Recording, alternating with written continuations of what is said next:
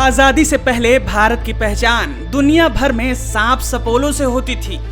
और होते भी क्यों ना, देश ने कुछ ऐसे आस्तीन के सांप पाल रखे थे। ऐसा ही एक आस्तीन का सांप था जवाहरलाल नेहरू। हाँ, वही नेहरू जिसका दंश भारत आज तक झेल रहा है। तो आइए नजर डालते हैं नेहरू के उस विषय पर जो आज भी हर भारतीय के सीने में चुभता है। नेहरू की विदेश नीति। नेहरू की घटिया विदेश नीति आज भी भारत के लिए आफत बनी है। जब चीन तिब्बत को हड़प रहा था, तब नेहरू चीनी फौज को रोकने की बजाय चावल की दावत देने में मस्त था। बस इसी का नतीजा है कि चीन ने भारत के अक्साई चिन्ह पर भी कब्जा कर लिया और गद्दार नेहरू ने अपने यार चीन को बचाने के लिए देश से कह दिया कि वहां तो घास का एक तिनका भी नहीं उगता।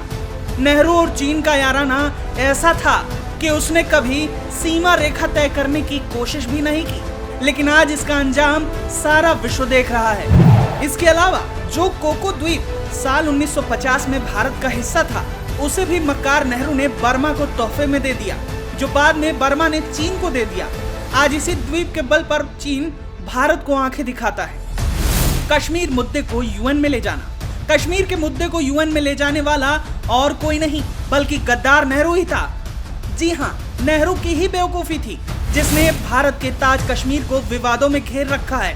अगर आज हमारे कश्मीर का कुछ हिस्सा पाकिस्तान के कब्जे में है, तो उसका भी जिम्मेदार सिर्फ नेहरू ही है। नेहरू की देन है आतंकवाद समस्या। संविधान के निर्माता बाबा साहब अम्बेडकर और लौह पुरुष पटेल की सलाह को अनसुना करते हुए नेहरू ने एक ऐसी गलती की जिसने देश में अलगाववाद और आतंकवाद जैसी समस्या को जन्म दे दिया। देश की अखंडता पर चोट करने वाली आर्टिकल 370 सरासर नेहरू के जिद्दीपन का ही नतीजा था। अपने यार शेख अब्दुल्ला को फायदा पहुंचाने के लिए नेहरू ने देश के माथे पर ऐसा कलंक लगाया जिसको पोंछने में 7 दशक लग गए। आज अगर कश्मीर अति संवेदनशील इलाकों में से एक है, तो इसका जिम्मेदार सिर्फ और सिर्फ नेहरू ही है। तुष्टीकरण का जनक नेहरू।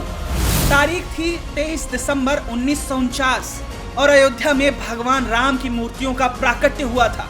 लेकिन नेहरू को एक कतई रास नहीं आया और उसने जिला मजिस्ट्रेट के नायर को मूर्तियां हटवाने का आदेश दे दिया। हालांकि राम भक्त नायर ने इस आदेश को मानने से इनकार कर दिया, लेकिन इस घटना ने नेहरू की हिंदू विरोधी सोच को उजागर कर दिया। अपने नाम के आगे पंडित लगाने वाले नेहरू ने सोमनाथ मंदिर के जीर्णोद्धार का विरोध कर कांग्रेस के तुष्टीकरण युग की शुरुआत की। वो नेहरू ही था जिसने तत्कालीन राष्ट्रपति राजेंद्र प्रसाद को सोमनाथ मंदिर जाने से रोकने के लिए हर संभव प्रयास किया और एक बार तो उसने खुद को एक्सीडेंटल हिंदू मतलब दुर्भाग्य से हिंदू तक कह डाला था। नेहरू ने यही सोच कांग्रेस को विरासत में दी, जिसका नतीजा देश भुगत रहा है।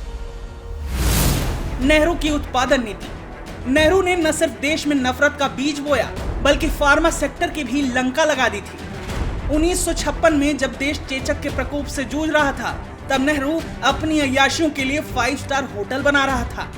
नेहरू ने 1965 तक हर नागरिक को चेचक का टीका लगाने का दावा किया, लेकिन अय्याशी में डूबी नेहरू सरकार 1975 तक भी 100% वैक्सीनेशन करने में फेल रही। नेहरू की उत्पादन नीतियों का दंश भारत आज तक झेल रहा है। तो देखा आपने कैसे नेहरू ने जानबूझकर देश को बर्बाद करने वाली गलतियां की, जो आज तक नासूर बनकर चुभ रही हैं, और इन अपराधों के लिए देश नेहरू को 7 जन्मों तक माफ नहीं करेगा।